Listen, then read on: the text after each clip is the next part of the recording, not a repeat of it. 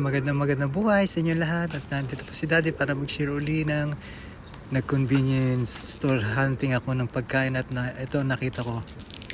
Ito po ay fried rice versus fried yakisoba at macarons. Ayan. Meron po akong fried rice dito na merong roasted beef. At meron din po sunny side up egg. Meron din pong fried yakisoba at meron pong konting gulay. Ayan, bahala na po sila maglabo-labo sa tiyan ko. Basta na importante po ay malamanan ko ng aking sikmura. At meron po tayong mga macarons na may flavor na matcha, mango, strawberry, and cheese. Hindi ko nga alam kung cheese nga yun. Basta kulay din ako, cheese. Cheese! Ayan. Itadakimasu. Kain po tayo. Ay nako, ito na naman ako at hindi na naman buti na lang hindi na naman ako tumataba. Masarap po. Hindi ako tataba dahil laging stress si Daddy at laging ayan. Masarap po ang lasa. Kagaya po na sinasabi ko, meron din pong mga pagkain o makikita sa convenience store na hindi nyo na kailangan pumunta sa mamahaling restaurant. Basta may tawid lang po ang gutom.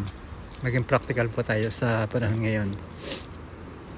Kailangan natin ay practical arts. Ayan po, masarap ang lasa. I-rate ko po siya sa 1 to 10 kasi kahit hindi ko pa po nauubos, natikman ko naman lahat. Natikman ko naman yung fried rice sa yakisoba. I-rate ko po ng 8. Yan. Kasi ayon sa panlasa ko, nasiyahan po yung dila ko at nasiyahan po yung mga buhaya sa bituka ko. Ayan. Parang pag-ibig lang yan. Pag nasisiyahan ka sa kasama mo o sa ginagawa nyo, okay. Pero pag hindi na kayo masaya at hindi na kayo uusap o nanlalamig na ang inyong pakiramdam sa isa't isa, para kayong tutong daw. Ako yata yung tutong kasi nog-nog ako. Alam nyo, elementary ako, tinutokso ako nog-nog kasi sobrang itim ko. Totoo naman yun.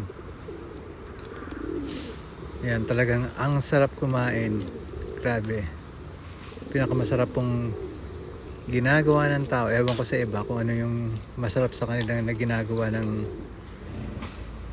iba. Pero para sa akin ay pagkain. Huwag pambigyan ng mali siya. Ay mga kaibigan, huwag niyo nga po palang kalimutan mag-subscribe. Gusto ko lang magkaroon ng maraming kaibigan. At mag-like at mag-share, mag-comment ko kung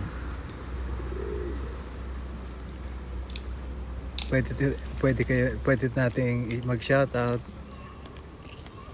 O pwede natin ilagay sa comment section ang mga pangalan nyo. Alam nyo, small YouTuber lang po tayo pero with a heart. Knocks.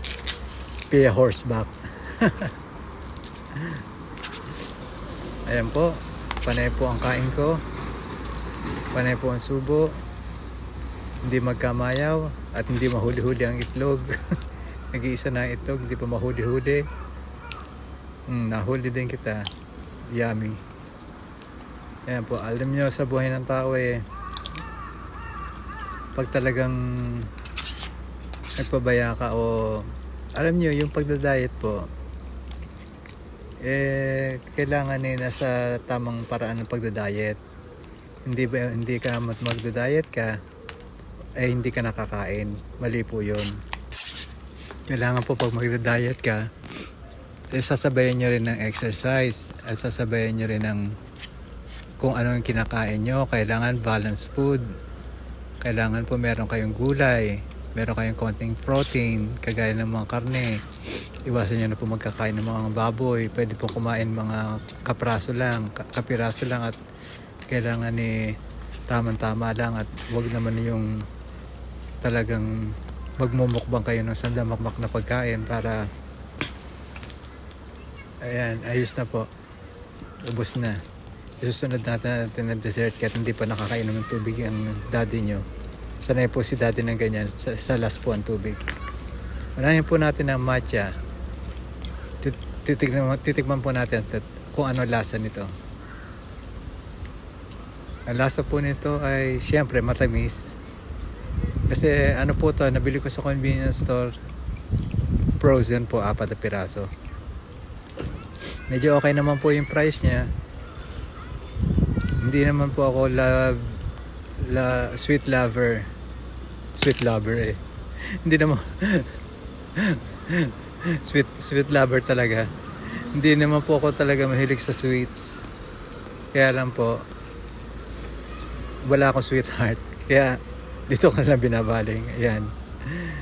Green tea. Pero actually, hindi ko po malasahan yung green tea flavor. Hindi ko po malasahan. Ang nalalasahan ko lang po medyo konting linam na matamis po siya, kaya hindi po, parang hindi kami magkasundo ng aking panlasa. Pero i-try natin isa pa. Tignan natin itong cheese. Cheese ba to o lemon? Kaya cheese po o lemon, hindi ko rin po malaman dahil parang pare-pareho po sila matamis, pero hindi ko po malasahan yung kung ano flavor nila. Kaya po kain lang. Kasi po visually po kung titignan nyo at talaga napakalinam na matapakasarap. Minsan po tayo na nadedenggoy o nabubudol ng mga kung ano yung nakikita natin sa ganda ng kulay, sa itsura.